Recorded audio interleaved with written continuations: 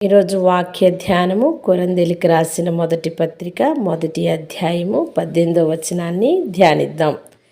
సిలువను గూర్చిన వార్త నశించుచున్న వారికి వెర్రితనము గాని రక్షించబడుచున్న మనకు దేవుని శక్తి. ఆమేన్. మరి సిలువ యొక్క సువార్తను ప్రకటిస్తూ ఉన్నప్పుడు కొందరు వెర్రివారిగా చూస్తారు. ఇదేమిటి, వీరు యేసుని గురించి, యేసు దేవుడని, యేసు మన కొరకు రక్షకుడని చెప్తూ ఉన్నారు అని ఎంతగానో అంటారు. కానీ వారు నశించిపోతున్నవారు కాబట్టి వారికి అది వెర్రితనంగా కనిపిస్తుంది.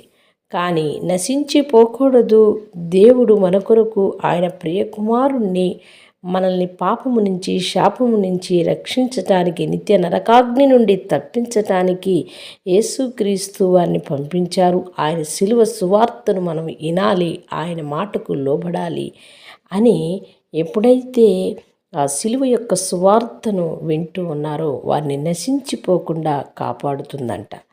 మరి ఆ యొక్క సిలువ సువార్తను మరి వెర్రితనంగా వినేవారు వారు రక్షించబడరు.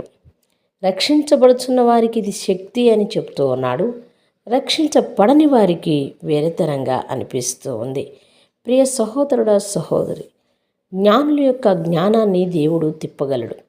మరి దేవుని యొక్క జ్ఞానము ఎంతో గొప్పది అని తెలుసుకోవాలి. అందుకని యేసుక్రీస్తు వారిని మన రక్షణార్థము, మనల్ని శాపము నుంచి, మనల్ని అగ్ని నరకాగ్ని నుండి తప్పించటానికి ఆయన యొక్క శిలువ శక్తిని ప్రవేశింపబెట్టాడు అని నమ్మాలి.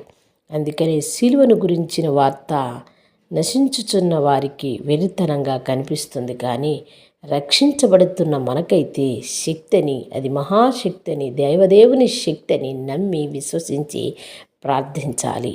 ప్రియ సహోదరుడా, సహోదరి, ఈరోజు నీవు శిలువ శక్తిని అనుభవించాలని, యేసుక్రీస్తు వారి యొక్క రక్షణ కవచాన్ని నువ్వు ధరించుకోవాలని నమ్మి విశ్వసించి ప్రార్థించుకుందామా? చిన్న ప్రార్థన చేసుకుందాం.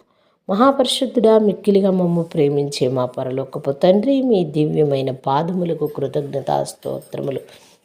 అయ్యా, సిలువ యొక్క వార్త నశించుచున్న వారికి వెర్రితనము, కానీ రక్షింపబడుచున్న మనకు దేవుని శక్తిని దేవుని వాక్యం సెలవిచ్చిన ప్రకారం అవును, నీ శక్తిని అనుభవించే బిడలగా వినుచున్న వారికి నీ మాకును దయచేయమని మా ప్రభువును రక్షకుడైన యేసుక్రీస్తు నామమున ప్రార్థిస్తున్నాం మా పరలోకపు తండ్రి. ఆమేన్.